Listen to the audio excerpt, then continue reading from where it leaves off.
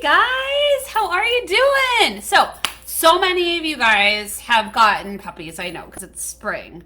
I got you and I can help you. I totally understand how frustrating it can be when those puppies bite. Their teeth are sharp, they do it frequently, and utterly, it can just be annoying. I totally understand. So, I wanted to pop on here for probably like the next week and a half and do some lives, give you some tips to help you with your new puppies. So, when we're dealing with puppy biting, a lot of us just want that behavior to stop. I get it, and I can help you with that.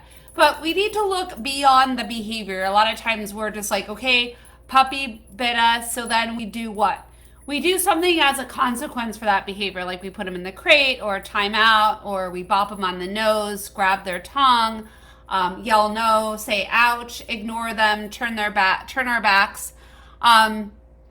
All of those things are common things that a lot of people have done. Now, I'm an advocate of positive training, so you will never hear me advocating bopping the nose, grabbing the tongue, or any of those things. I just know that people do them. So if you have done them, that's okay. I just would recommend that you stop now because you could cause fear or aggression problems with your puppy. Now, you want to think, why do we need to look beyond the behavior, right? Because we just want the biting to stop. Well, if you call somebody and say, look, my kid is yelling at me, can you get them to stop? What are people going to say? Like, seriously. They're going to go, well, can you give me the context of what's going on, right? Like, they want to know if someone really is truly wanting to help you, like a psychologist or something, they're going to look beyond the behavior. They're not just going to focus on the yelling and say, well, go bop your kid in the nose, or go put him in a timeout, or ignore the yelling and then give him attention when it stops. They're going to look like underneath that, like, why is the child yelling? Like, are they in pain? Do they want attention? Are they frustrated about, something that happened, such as they are not allowed to go on a play date, or they have to do a chore, or what is going on underneath that? So that's the first thing that you want to do when you look at your pup. So, and just so you guys know, I'm talking about puppies here, so I'm looking at like 5 months and younger. If we're dealing with a puppy or a dog that's older than that, some of these tips may work, but we may be looking at something different, because usually once they hit 6 months, unless you've adopted a dog and they have some past baggage, they're no longer wanting to nip and bite as much. So looking at that reason, right? So teething is one, right? They could be teething. So yeah, I could get my kid to I'm going to be brutal today, guys, because I want you to get this. I can get my kid to stop yelling, possibly by, slapping him across the face. But long-term wise, then I'm causing psychological damage. And that'll only work if the kid is willing to back off when I do that and not fight back, right? So same thing in the puppy world.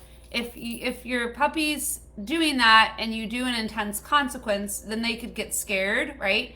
And recluse and stop biting you, but then you've developed a fear problem, or they could then aggress back and start biting you harder, and now you have an aggression problem.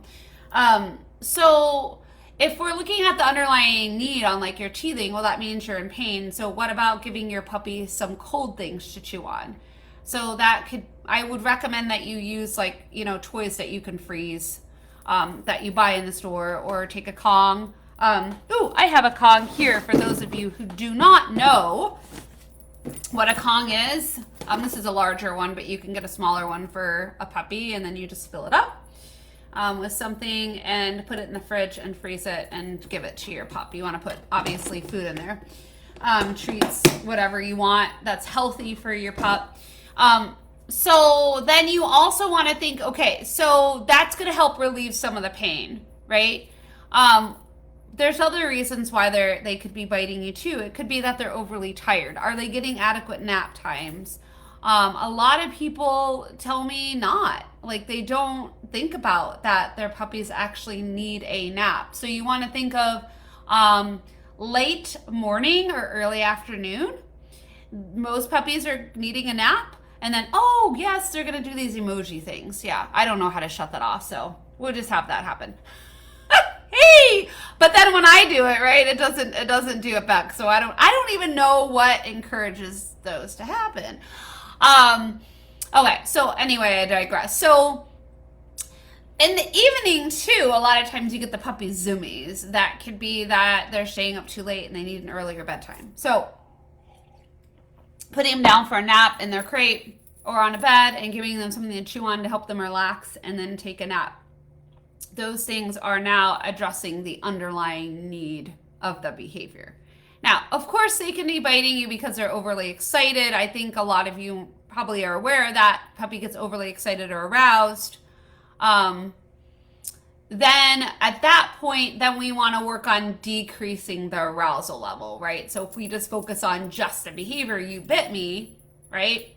Then we're not focusing on decreasing the arousal level. And so you can think of when you're overly excited, your stress is going up. So we want to bring that stress level back down. That can help if you are doing intermixed play with obedience commands, training. That can bring the arousal level down. I would, when your puppy does bite you and they're overly aroused, I would turn my back and ignore the behavior. But then I also want to think, how can I bring the energy back down, right? So yelling, knock it off, stop biting me. That's going to bring the energy back up. So then I want to make sure that I have a calm energy when I turn my back.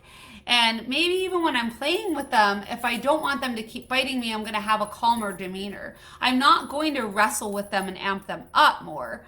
And I could have a toy in my hand to redirect them to bite the toy instead of me.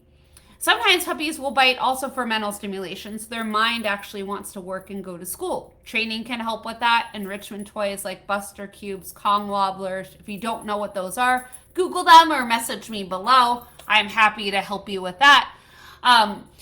Those are the main things or reasons why those puppies are going to start doing that nipping. So the way that you want to do this is, because your brain probably isn't going to think about that right away. Post up something on your wall so that you can look at those different reasons and then ask yourself, I wonder which one it is right now, right? And if it is because they're overly tired, then make sure you get their nap before they get the zoomies. Put them in the bed 15 to 30 minutes earlier before they get to going crazy. And you can actually prevent some of that biting from happening by looking at that underlying need. So, point of the story is, yes, we want the biting to lessen, just like, yes, maybe we want our child to yell less or whatever. But you gotta look at what's being communicated to you, what's underneath the actual biting. And once you get to that, then you can kind of bring your toolbox out and start bringing out some tools to create a different end result and a new possibility. I hope that was helpful for you guys. And I got goodies for you. So those of you who stayed on for the entire live, congratulations, because this coming Saturday, I am doing a free online live puppy Zoom call. You can come on there with your pups. Yes, I don't know anyone that's doing this. I know a lot of people are doing webinars, but you can actually come online, you set the camera up, I can see your puppy, and we're going to be doing some active training with your pups. What topics are we going to do? I don't know, because I'm going to gear that free class to what people are struggling with. So we'll figure out what you guys want to cover on there, and that's where we'll go. That'll give you a taster of what it's like to do a live group puppy class. Because I'm also doing a 6-week course starting on April 13th from 11:30 to 12:30, and that is a live puppy online Zoom group course. I will post a link below so you can see all the goodies that we're going to cover in that. You get your camera out. We're going to actively train your pup in the comfort of your home. Yes, you don't even have to leave. You get to train your pup where your puppy is less distracted. Group classes, when you go in person, are very distracting. Now you get to have the lower level of distractions, get your puppy to respond, and really create a lot more ease with house training, jumping, chewing, loose leash walking, come, sit down, stay, all of those basics we're going to go over. It's just $100 for that entire 6 weeks. When I do it again, I'm probably not going to offer it that cheap, so take advantage of it now. And it'll be $25 per class. So you could choose. You can either pay for the full 6 weeks or you can pay $25 per class. Your choice. And that is per pup. So if you have 2 puppies, then, the cost will go to, each of those puppies. But you are interested, then message yes below. And we will give you details about that free Zoom call this coming Saturday. And I'm also going to post in the comments below about the upcoming group Zoom puppy class that I'm going to be doing. I hope you guys have an amazing day. And also, if you have questions, message me, questions, comments. I want to hear from you. Give me all of it, dude. Like, tell me what you think of this. Tell me if it's helping you, not. Post pictures or videos of your pup if you want. I want to hear from you. Let's interact and make this be a conversation. Have a great day. Bye.